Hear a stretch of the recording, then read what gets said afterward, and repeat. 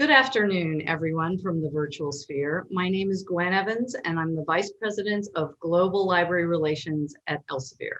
I'm delighted to be joined by Michael Seadle, Executive Director of the International iSchools organization and Professor for Digital Libraries at the Berlin School of Library and Information Science at Humboldt University of Berlin. He is also one of the founders of the Humboldt Elsevier Advanced Data and Text Center at the university. This interview is part of Elsevier's FlashSci Talks series. We feature prominent leaders from global academic and research institutions to share their views on topical issues affecting universities and libraries. Our information sector interviews within the FlashSci Talks series will center around the topics of the acceleration of changes that were already happening prior to the pandemic, including the provision of library services and the skills information professionals need going forward, the UN Sustainable Development Goals and their relationship to the traditional missions of libraries and other information organizations globally, and information management programs in education, and the urgency to address information literacy and credibility of research. Today, Professor Seadle and I will be discussing the dynamic role of schools of information management, or iSchools, during the COVID-19 pandemic and beyond. I'm looking forward to hearing more from his perspective as a library leader and expert in information management. So without further ado, I'd like to hand over the floor for Professor Seadle to introduce himself further and dive into our questions for today's interview. Thank you very much, Gwen. I'm looking forward to this set of interview questions. My background is somewhat complex.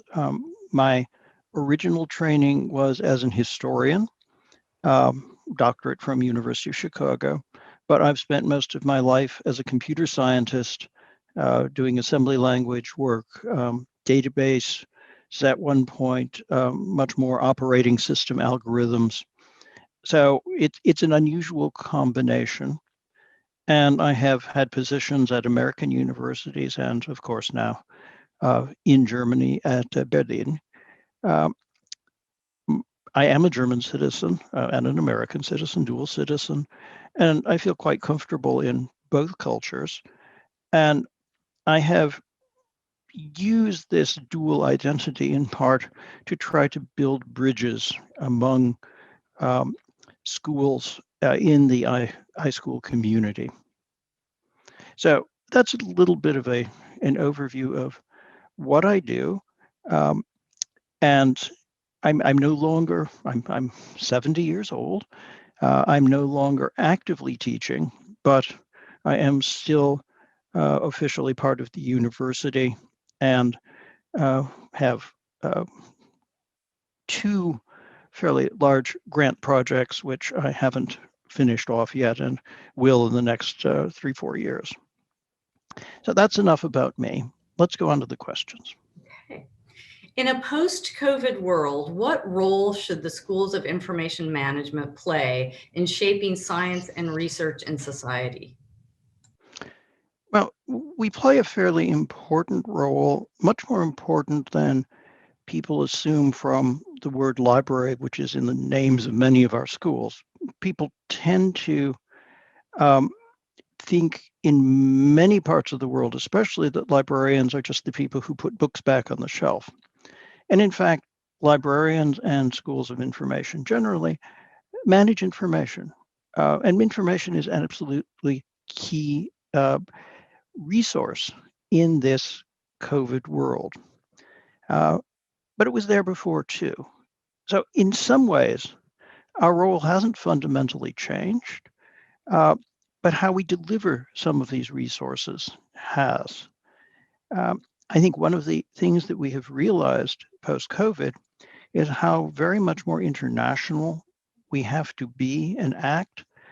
And that means how much more open our resources need to become.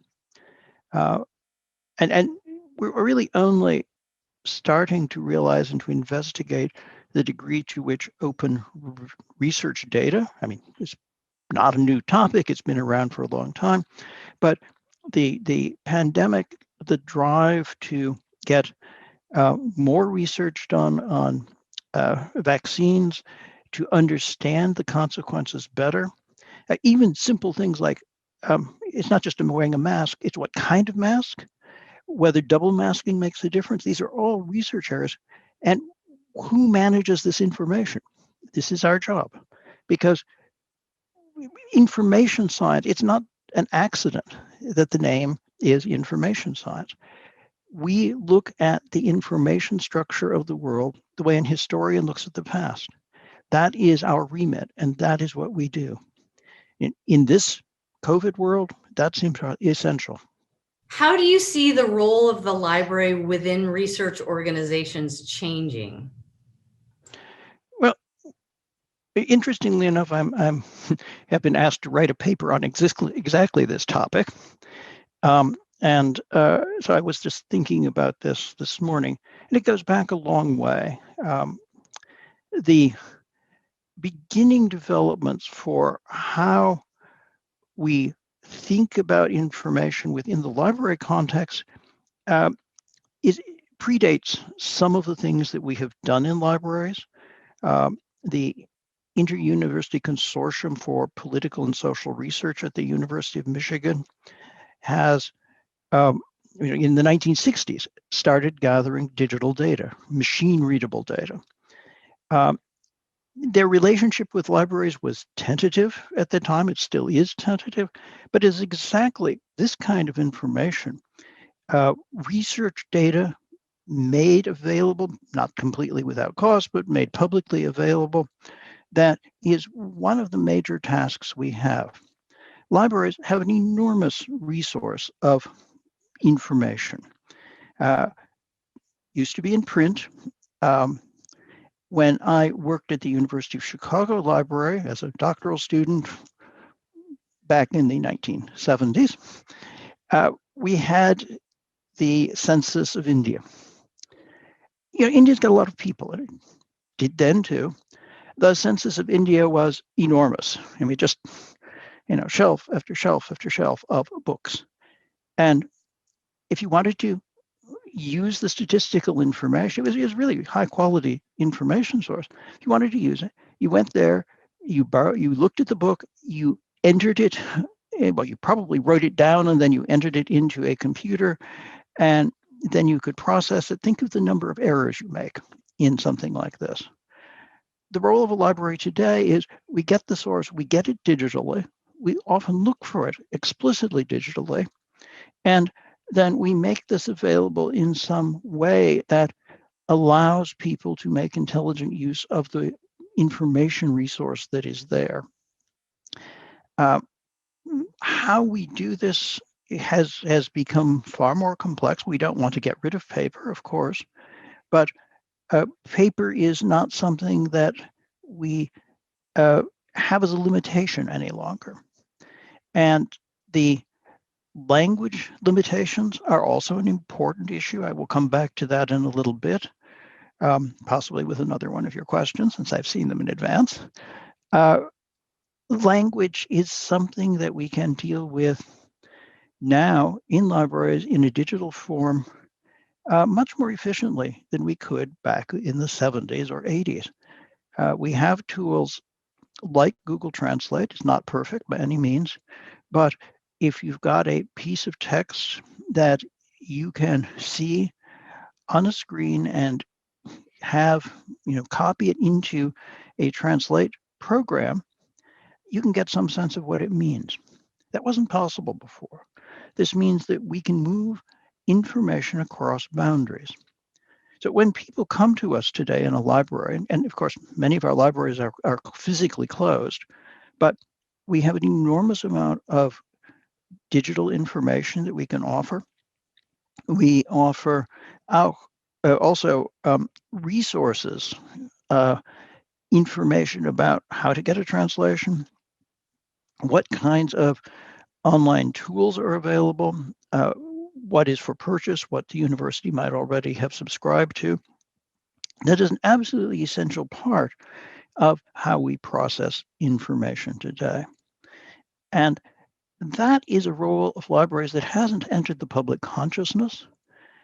People still think of us as dusting off books. putting them on shelves, but that is so far from what reality is. Reality today for libraries is digital. Thank you. What do you consider the critical skills for information professionals or librarians to master in the coming decade? That goes to a set of issues that I have talked about a lot in my role as director of our school. Computing, obviously, is important.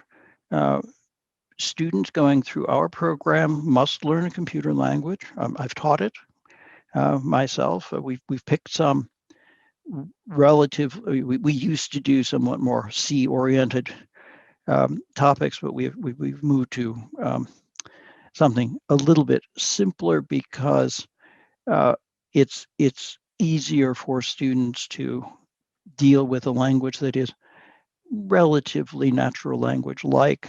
And I had a student come to one of my seminars, and he saw the syllabus and he said, I've got to drop this course and take it another time. I can't learn to program. And I said, no, give it a try. He's a history student. We get students from all over. And he struggled. I mean, he really struggled a lot with it. But he did, in the end, write a program that worked. And he didn't especially want to. He saw the value of it. And these are the sorts of things that we need to do with preparing our librarians for the future. But the other major theme that I push is the need to understand statistics. And there's a couple of levels of understanding statistics. We hired a person who's actually got his initial degrees in mathematics recently, and that is had his initially. We hired him recently, and he and I were talking about statistics. And the problem is, both of us, we've done all the proofs, but doing the proofs is different than doing the, actually crunching the numbers. And I have an assistant, one of our teaching faculty now, who'd done a lot of the actual use of hands-on statistical work with things like SPSS and SAS, but hadn't ever done the proofs. Well, you need both, really. You need to be able to understand what the limits of these excellent programs are, and something like SPSS or SAS has the advantage that if you violate the assumptions, it'll say, no, you can't do that. There are other programs, we use R a lot too, that are a little less explicit in saying, no, bad person, get better data, can't use this particular test for that. We need to understand this. Numerical literacy, statistical literacy is an absolute core part of information today. And if students don't have that, they fail. My last topic, and this was relatively easy for us in Berlin, is language. And I think I can say with some fairness that all of our younger students speak excellent English. In fact, some of them speak better English than students I have encountered in the United States. They learn it very intentionally. They are aware that most of the research that is done in our field is done in English. And if they want to be serious researchers in the field, they need to have a command of English. And they learned it in a variety of ways, from television, from movies, from songs. But we can't do without language.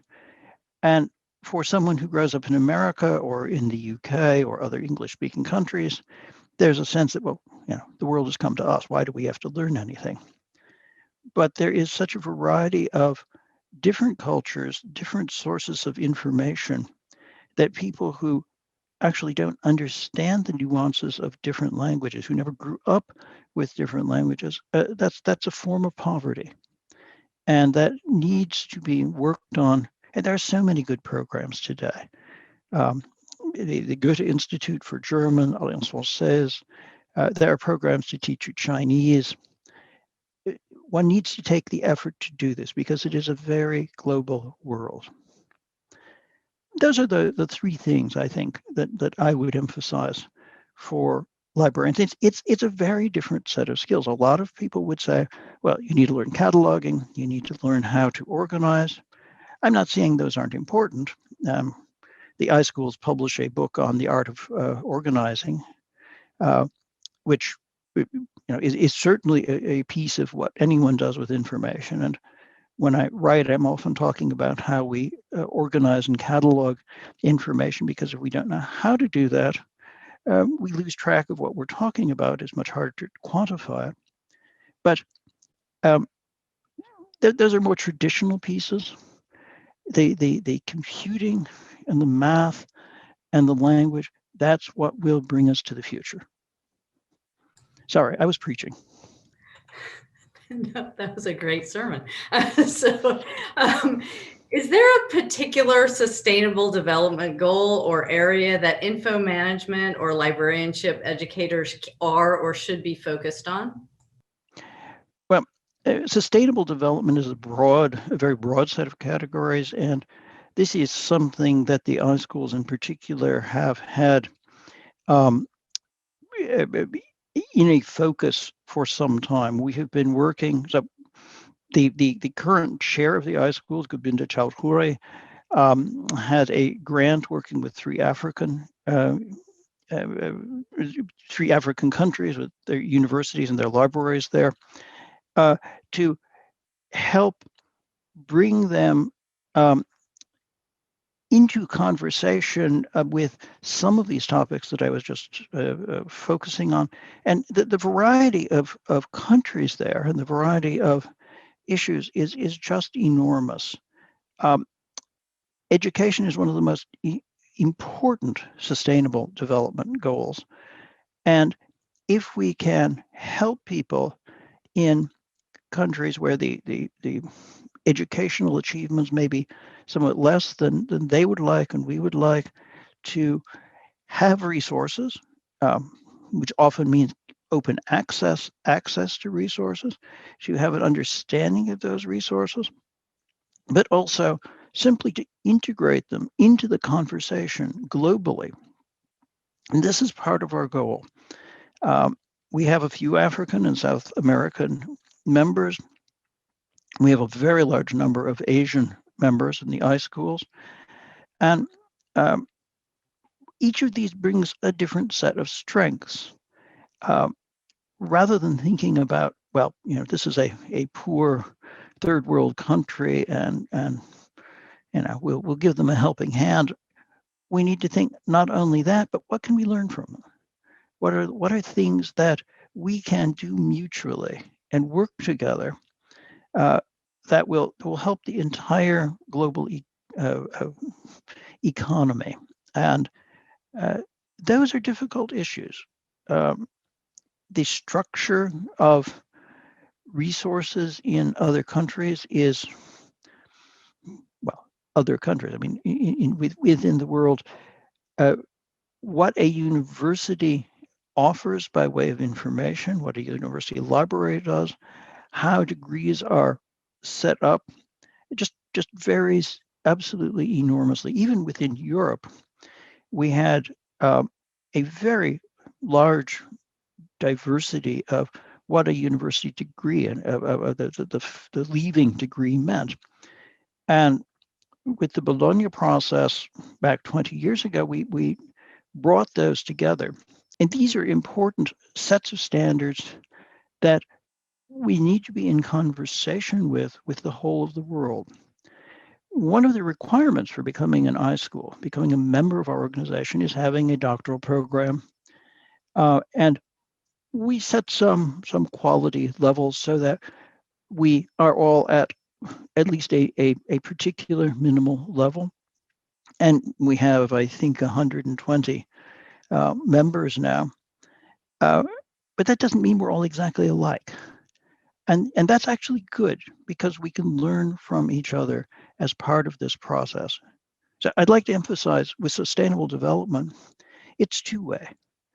We help other organizations, other people with what they're doing, especially in the educational world, but we help ourselves as well. Thank you. And here is our last question. How does your research area fit in with interdisciplinary developments in information management or scholarly communication? Well, I have had a lot of different research areas, one of which was long-term digital archiving, and I still have a grant project on that. But what I am doing right now, and just finished a book on, is the measurement of information integrity, which will probably appear later this year. It's a Routledge book.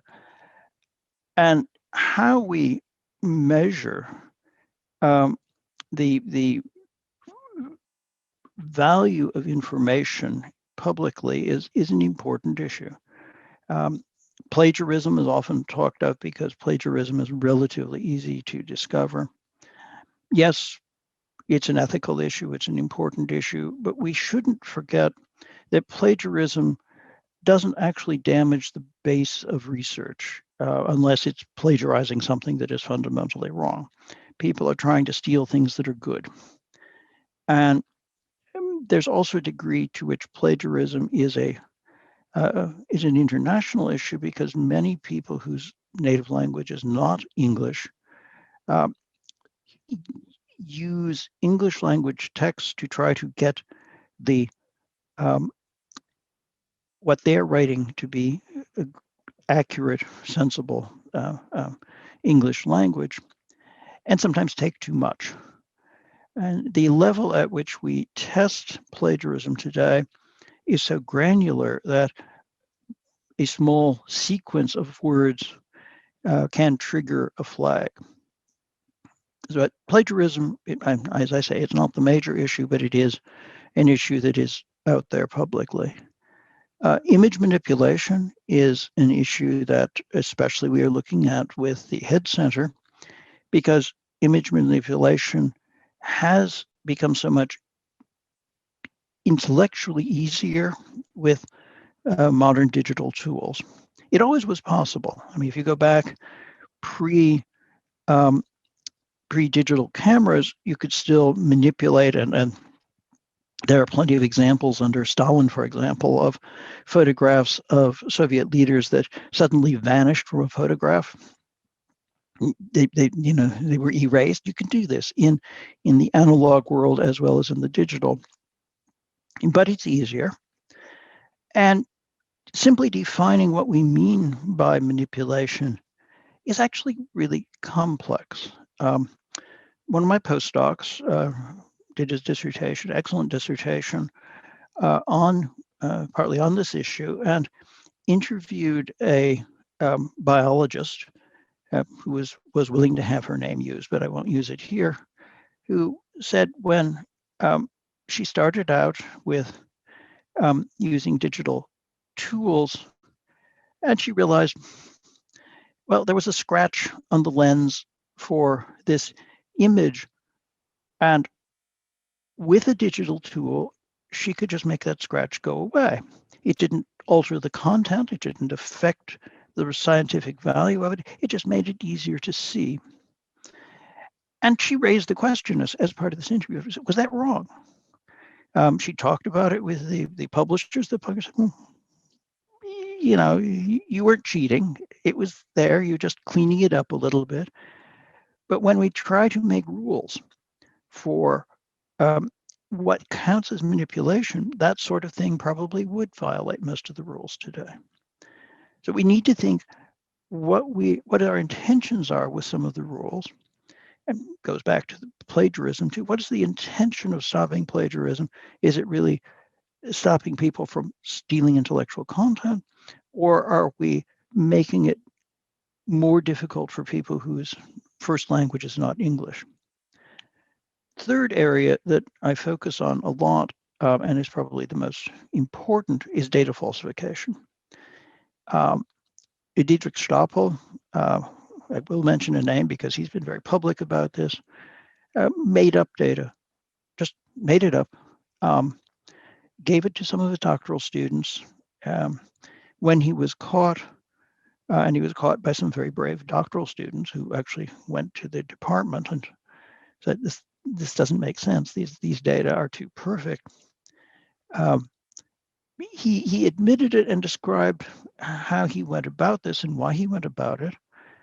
And one of the reasons was, well, editors don't like messy data. They want something that is clean. And I was, I knew what the results should be, so I just improved them. And I gave editors what they wanted. I gave reviewers what they wanted, and they were so happy with me. And he said that kind of feedback is really a drug to those of us who do a lot of writing. People are so happy with what we produced. It's only one. I mean, I can give you an American example too. There was a professor who wrote papers with a lot of very leading people in his field, and his role was that he had these excellent connections to businesses and could provide data that no one else could get. Well, turns out the reason no one else could get it is he made it up. And he tried to cover it up, wrote binary zeros all over the computer. Today we can get beyond binary zeros. You can't really, deleting data isn't that easy. He used a spreadsheet. In both of these cases, these were people who had been very successful researchers, had excellent permanent positions. They weren't under any kind of financial pressure, intellectual pressure. They had the skill set to know what the data should look like. Combating that, dealing with these problems, discovering these problems, that's really difficult because there's no one set of rules for what data looks like, especially in different fields. When a university or when an institution is trying to write, and publishers are in the same situation, are trying to write a set of criteria to say, here are the rules, this is what you may not do, this is what you may not do. They're so general because you can't, if you want something that covers everything that a single journal even does, it's going to be so broad that none of the specifics are getting in there about what you really mustn't do. When I do seminars for our graduate program, and I helped write the universities, the last version of the universities guidelines for research integrity. So they'd say, what does this mean? And the question always has to come back to, what are you doing? What are the detailed problems you're having where you've got a question, am I doing it right or not? So in the end, a lot of the integrity issues come down to the nuances of data. And if I could just wrap this back up to my book, unpaid advertising here, this is why we need to measure it. Because if we can't set some metrics, some way of categorizing what people are doing, and then measuring how far they have gone over a particular boundary, which makes guidelines are really important. I was just trashing guidelines, but if we don't have guidelines, if we don't have some way of saying, here's a line in the sand, you mustn't go over this in a way that applies in clear terms to what people are doing, we're going to get bad data. We've had a number of examples during the COVID period where people have they've been too fast. I mean, there's a lot of pressure, understandable, social pressure, intellectual pressure, get results out. But if you're trying to get results out very fast, there is also a reasonable chance that you're going to make mistakes. And we've seen this happen again and again. Measuring the information against clear standards, knowing just how far they have deviated. Sometimes it may be acceptable, sometimes not. That's what we need to be able to do. Again, a sermon. Thank you very much, Professor Seadle. It has been a pleasure to talk with you. It's been my pleasure as well. Thank you.